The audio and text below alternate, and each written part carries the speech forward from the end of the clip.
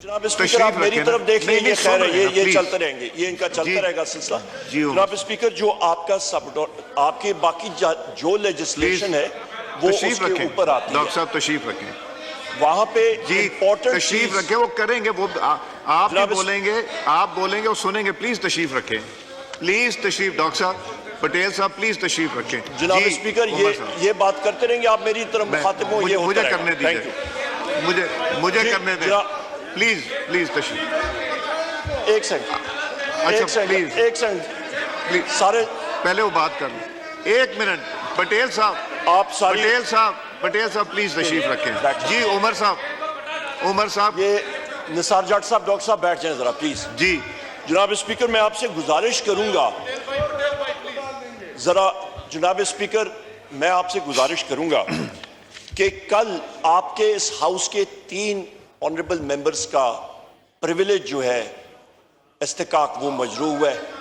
Number 1, ये हम सारे मेंबर जो हैं इस हाउस के अराकीन हैं, हमें अवाम ने इलेक्ट किया लाखों वोटों के साथ as leader of the opposition. Sir कल पंजाब में और हमारे पार्टी चेयरमैन का हमारा रास्ता पंजाब पुलिस ने 2.5-3 घंटे के लिए रोका हुआ था, हमें मूव नहीं करने दिया। Point number 1। Point number 2 sir, इसी हाउस के एक फाजिल रुकम खुरम मंच साहब को पुलिस ने अरेस्ट किया और उनको तकरीबन 12 घंटे लॉकअप में रखा और रात को तकरीबन 2 बजे छोड़ा। अच्छा, अभी मैं आपको बताना चाहता हूं जनाब स्पीकर, मैं आपकी अटेंशन, ये इलेक्शन लॉज हैं जो आइन के नीचे आते हैं। इलेक्शन लॉज, इलेक्शन एक्ट 2017 के नीचे आप आ जाएं, मैं आपको पढ़ के सुना देता हूं। Section 92, announcement of provisional results. On receipts of the results of the count from all presiding officers of a constituency, the returning officer shall forthwith prepare and announce provisional consolidated statement of results of the count of the constituency, excluding postal ballots, in the prescribed manner. In the presence of such contesting candidates, their election agents or authorized observers as may be present, affix a copy of the provisional consolidated statement of results signed by him at a conspicuous place in his office and send a copy thereof to the commission. Important operative word yahan pe sir, in the prescribed manner, in the presence of such contesting candidates, their election agents or authorized observers as may be present.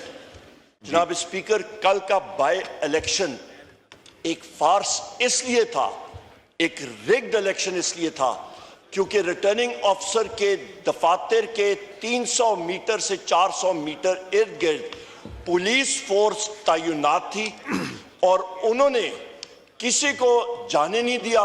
उन्होंने कहा है हमें अफसर बाला से हुक्म है कि हम लोग कंटेस्टिंग कैंडिडेट्स या इलेक्शन एजेंट्स को वहां पे जाने नहीं दे सकते। और मैं आपको या गुजरात की एग्जांपल दूं, मैं आपको बता सकता हूं कौन कौन से ऑफिसर्स थे जिन्होंने हमारा रास्ता रोका और मैं उनके खिलाफ प्रिविलेज मोशन भी ऑफिशियली आपको जमा कराऊंगा। जनाब स्पीकर, वहां पे returning officer Tabish Mahmood Bhatt, DPO Asad Muzaffar, DIG SP investigation Mohammad Riaz, DSP Asad Ishaq, SHO Raja Ehsan, SHO Amir Abbas, ये वो लोग साहिबान थे सर। जनाब स्पीकर, ये वो लोग थे जिन्होंने कहा कि यहां पे हमें नहीं मालूम कि पुलिस की वर्दी में इंटेलिजेंस एजेंसीज के लोग हैं और मीडिया के जनाब स्पीकर, उन्होंने 4 लोगों को हमारे सामने, उन मीडिया लोगों की सिर्फ ये गलती थी कि उन्होंने 1.5 मिनट का एक वॉइस स्लॉट बैरिस्टर गौर साहब का और मेरा उन्होंने रिकॉर्ड किया। उनको उन्होंने इतना टॉर्चर करके सारों के सामने उठा के मोबाइल वैन्स में फेंका। उनका नाम है 92 न्यूज से Bilal Sikandar, Naveed Ahmad 92 news, Faisal Mushtaq 92 news, rice Dilawar GNN cameraman, इसका कैमरा तोड़ा गया, इसको ज्यादा कॉप किया गया, इसको टॉर्चर किया गया। पुलिस वालों ने कहा कि हम लोग इसको रिलीज या करना भी चाहें, हमारे बस में नहीं है क्योंकि हमारे पंजाब पुलिस के यूनिफॉर्म्स में इंटेलिजेंस एजेंसीज के लोग हैं। सो सर, मेरा सवाल ये है कि इंटेलिजेंस एजेंसीज में वो कौन सी इंटेलिजेंस एजेंसीज हैं कि जहां पे वो फिर रही थी।